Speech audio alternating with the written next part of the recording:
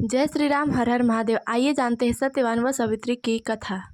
इस साल यानी 2024 को वट सावित्री का व्रत 6 जून दिन गुरुवार को रखा जाएगा। दिन सुहागिन महिलाएं वट वृक्ष यानी कि बरगद के पेड़ की पूजा करेंगी, अपने पति की लंबी आयु की कामना करेंगी।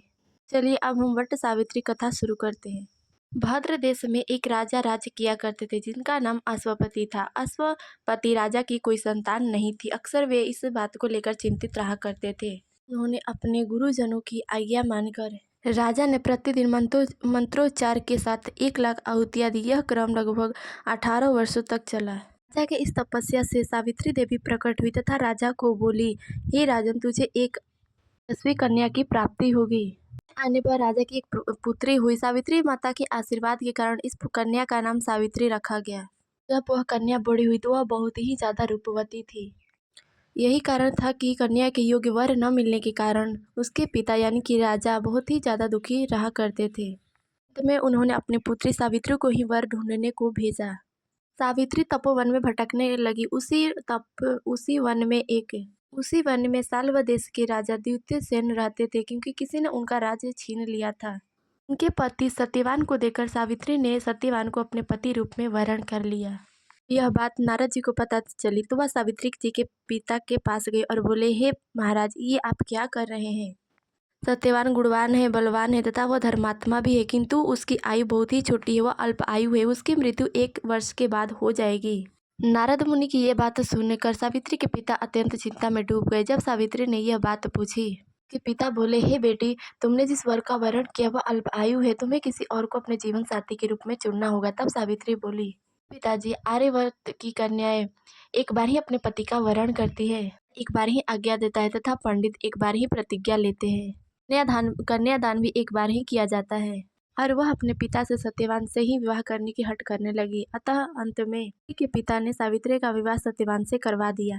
सावित्री विवाह कर अपने ससुराल पहुंची तो वहाँ अपने सास ससुर व पति की सेवा पूरे श्रद्धा व भाव से करने लगी। ये करते कुछ समय बीत गया, लेकिन सावित्री के मन में एक भय अंदर ही अंदर बना रहता था। वह था नारद मुनि का वचन सत्यवान की अल्पायु के लेकर। अतः जैसे जैसे वह समय नजदीक आते गया, सावित्री अधीर होती चली गई। सावित्री ने 3 दिन पहले ही उपवास करना शुरू कर दिया था तथा नारद मुनि के वचन कथना अनुसार पितृदेवों का पूजन भी किया। हर दिन की तरह उस दिन भी सत्यवान जंगल से लकड़ी काटने चले गए तथा साथ में सावित्री भी चली गई। जंगल में पहुंचने के बाद सत्यवान जैसे ही पेड़ पर लकड़ी काटने के लिए चढ़े, वैसे ही उनके सर में बहुत तेज दर्द होने लगा तथा वह चकराने लगे। इससे वह तुरंत ही नीचे उतर गए। सावित्री अपना भविष्य भाप गई थी। सावित्री सत्यवान का सिर अपने गोद में लेकर उनको जगाने की कोशिश करने लगी। वह तभी वहां यमराज को आते देखा।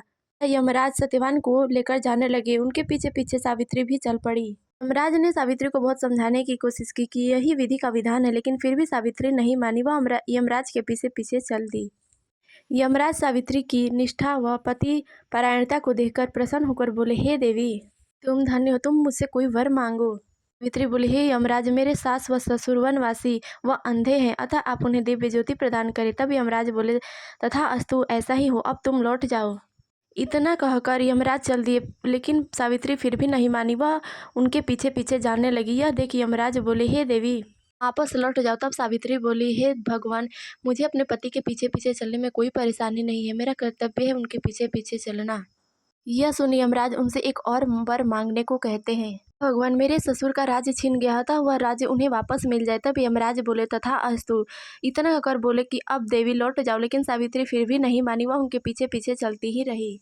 यमराज बोले, हे देवी, आप तीसरा वर मांगिए। तब सावित्री बोली, हे भगवान, मुझे सपुत्र व सौभाग्य की प्राप्ति हो। तब यमराज बोले, तथा अस्तु। हे देवी, अब आप लौट जाइए। तब सावित्री बोली, हे प्रभु, मैं तो व्रता पत्नी हूँ और आपने मुझे पुत्रवती होने का आशीर्वाद दे दिया है। सुनने के बाद आखिरकार यमराज को सत्यवान के प्राण वापस लौटाने ही पड़े। यमराज सत्यवान के प्राण छोड़ अंतर्धान हो गए। उसके बाद सावित्री वट वृक्ष के पास आई, जहाँ उसके पति का मृत शरीर पड़ा हुआ था। फिर वहां आई तो देखी कि सत्यवान जीवित थे। उसके बाद दोनों हंसी खुशी रहने लगे। बाद जब वे दोनों घर आए तो देखी कि उनके माता पिता को भी दिव्य ज्योति प्राप्त हो गई है।